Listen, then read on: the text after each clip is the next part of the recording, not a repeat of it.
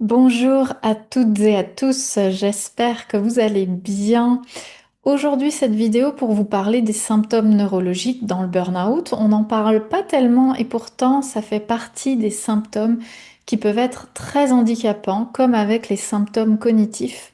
Alors pour rappel, les symptômes cognitifs du burn-out dont on parle beaucoup, ça va être la diminution de la concentration, la diminution de la mémoire, le fait de perdre ses mots, de perdre le fil de sa pensée, de constamment chercher ses mots, d'avoir cette sensation de brouillard mental, que c'est un peu flou, qu'on a vraiment du mal à se focaliser et faire ses tâches cognitives et mentales. Ça va être pour tous les symptômes liés à la cognition. Maintenant, il y a un autre type de symptômes qui sont les symptômes neurologiques qui peuvent aussi être très handicapants dans le quotidien suite à un burn-out avant la récupération, tant que ces symptômes sont là. Donc les symptômes neurologiques les plus courants suite à un burn-out vont être les vertiges, qui peuvent être très handicapants dès qu'on a des vertiges évidemment. Les acouphènes qui sont des bourdonnements ou des sifflements dans une ou dans les deux oreilles. Et puis, un dernier type qu'on peut trouver parfois, c'est des tremblements, donc souvent légèrement des mains ou des pieds, plutôt des membres. Donc, on peut ressentir certains tremblements. Voilà, ça c'est pour des symptômes neurologiques et ils peuvent apparaître suite à un burn-out. Donc, quelles sont les causes concrètement de l'apparition de ces symptômes après un burn-out? Bah, tout simplement, un peu comme les symptômes cognitifs. En fait, il va y avoir ce qu'on appelle l'épuisement cérébral, donc le cerveau, mais tout le système nerveux est complètement épuisé suite au burn-out et n'a plus suffisamment de ressources disponibles pour correctement fonctionner. Et donc par défaut, alors au niveau de la cognition, ben, la mémoire, la concentration, ça prend tellement d'énergie que le cerveau va comme se mettre au régime minimum et donc on va avoir beaucoup moins de concentration et de mémoire. C'est le temps que le cerveau puisse se réparer.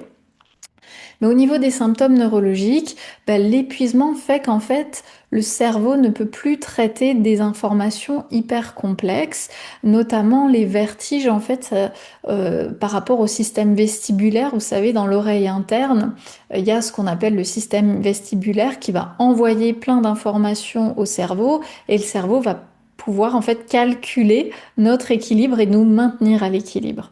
Maintenant, si le cerveau est complètement épuisé, ben, il peut plus analyser, traiter toutes les informations qui viennent à lui, et notamment parfois celles du système vestibulaire. Donc c'est pas l'oreille interne qui a un problème, c'est le cerveau qui est épuisé et qui ne peut plus traiter cette quantité d'informations. C'est trop à cause de l'épuisement, tout simplement. Il peut y avoir une petite exception pour les acouphènes. On sait que les acouphènes, c'est à peu près dans 70% des cas d'origine émotionnelle, puisqu'en fait, le traitement des sons au niveau du cerveau, dans le cortex auditif, est une région en fait collée aux régions qui traitent les émotions. Et puis parfois, il y a des petits liens qui se font. Et on sait que bah, en fait, les acouphènes ont souvent une origine émotionnelle. Donc là, ça vient pas forcément de l'épuisement du cerveau, mais ça peut également. Voilà. Mais en tout cas, pour les tremblements, donc le tremblement, c'est un contrôle moteur qui demande aussi de l'énergie. Pour ce qui est des vertiges, eh bien, là, on est vraiment sur l'épuisement cérébral. Alors, quoi faire et quelles sont les solutions pour ces symptômes neurologiques? Ben, la première chose, c'est tout simplement d'aller consulter un neurologue et vérifier qu'il n'y ait pas de maladie sous-jacente en fait, dont les symptômes étaient invisibles jusqu'au burn-out et dont le burn-out a fait, a rendu visibles les symptômes, tout simplement. Donc, c'est toujours important d'aller vérifier, d'aller contrôler chez le médecin. Et en l'occurrence, les symptômes neurologiques, c'est chez le neurologue. Et s'il le juge nécessaire, ben, vous aurez peut-être des examens d'approfondissement à faire, des prises de sang, une IRM, etc. Voilà. Si maintenant, après un bilan, un check-up chez le médecin et le médecin conclut qu'il n'y a rien, il n'y a pas de maladie en particulier, qu'a priori tout va bien, ben là, on peut en déduire si les symptômes sont arrivés suite au burn-out ou juste avant l'effondrement du burn-out, parce que souvent, avant de s'effondrer, il y a déjà un épuisement sévère et on peut déjà voir apparaître un petit peu ces symptômes-là. Mais en tout cas, s'ils sont apparus autour du burn-out et qu'il n'y a rien, bah, c'est probablement, très probablement, les symptômes dus au burn-out et à cause de cet épuisement cérébral. Et donc là, dans les solutions, il va falloir vraiment s'occuper de cet épuisement cérébral.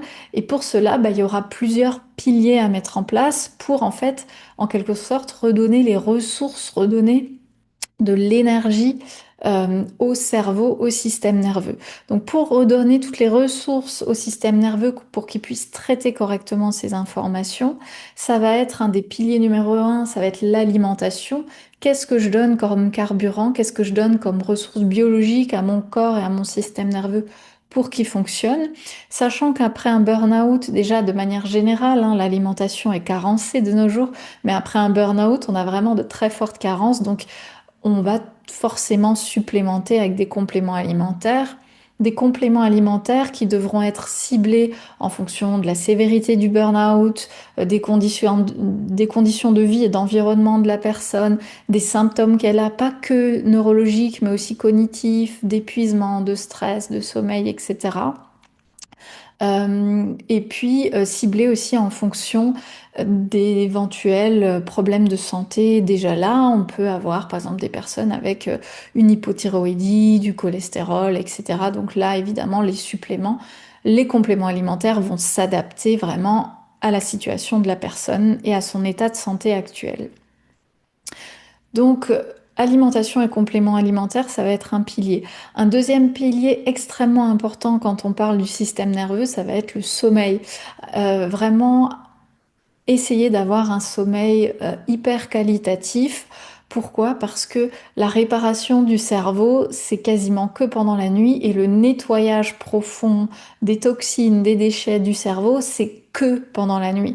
Donc si vous n'avez pas de sommeil profond, qui est le sommeil réparateur, là forcément, il va y avoir un blocage. Vous n'allez pas pouvoir récupérer à 100% vos capacités, que ce soit au niveau des symptômes neurologiques, hein, les vertiges, les tremblements, ou que ce soit les symptômes cognitifs aussi, la mémoire, la concentration, etc. Donc alimentation et sommeil, c'est hyper important, c'est les deux premiers piliers à mettre en place. Une troisième chose aussi très importante, ça va être de réduire au plus bas son stress. Pourquoi? Parce que bah, le stress, ça sollicite, ça hyper sollicite notre système nerveux et ses ressources. Donc tant que j'ai des fortes sources de stress, pareil, je vais être limitée dans la recharge de mes batteries, dans la recharge de mes ressources, parce qu'il y a le stress qui va puiser dans ces ressources constamment. Donc un système nerveux hyper sollicité par le stress, c'est un système nerveux qui va être limité dans sa réparation post-burnout, tout simplement. Donc vraiment, ces trois pistes à suivre, alimentation en ajoutant des compléments alimentaires, le sommeil et le stress. Et là, on peut venir à bout de ces symptômes neurologiques. Et pour cela, si vous vous retrouvez dans ce schéma-là, si vous avez peut-être déjà fait tous les examens chez le médecin et que bah, on vous a dit bah il y a rien, voilà les vertiges ça doit venir du burn-out parce que vraiment il y a rien, l'oreille interne a été contrôlée, etc. Ou peut-être des tremblements, ou si vous avez aussi les symptômes cognitifs de mémoire, de concentration fortement diminués. Sachez qu'il existe le bilan pour le burn-out que je propose, qui est en fait vraiment un bilan personnalisé sur mesure où on va voir bah, tout ce que j'ai dit avant, c'est-à-dire on va voir votre situation actuelle, la sévérité de votre burn-out, qu'est-ce que vous avez déjà mis en place pour vous en sortir ou pas, quelle est votre alimentation, il y aura différents questionnaires, est-ce que vous avez déjà des maladies en dehors du burn-out ou pas, votre âge, pour les femmes, est-ce que vous êtes ménopausée ou en cours de ménopause? Enfin, bref, on va prendre en compte vraiment votre santé et votre situation actuelle pour que je puisse vous donner les étapes à mettre en place pas à pas pour finalement retrouver votre énergie physique et votre énergie mentale et finalement résorber, supprimer au fur et à mesure ces symptômes cognitifs ou neurologiques. Donc plus de vertige, plus de tremblements, on récupère sa concentration, sa mémoire, etc. Évidemment, la durée de récupération va dépendre de beaucoup de facteurs, mais tout ça, on en discute en bilan justement pour vous accompagner. Donc si vous êtes intéressé, je vous mets le lien sous cette vidéo. Et puis sinon, vous pouvez aussi me laisser vos questions pour d'autres vidéos, d'autres sujets autour du burn-out que vous aimeriez voir abordés sur cette chaîne. Et je vous dis à très bientôt. Prenez soin de vous.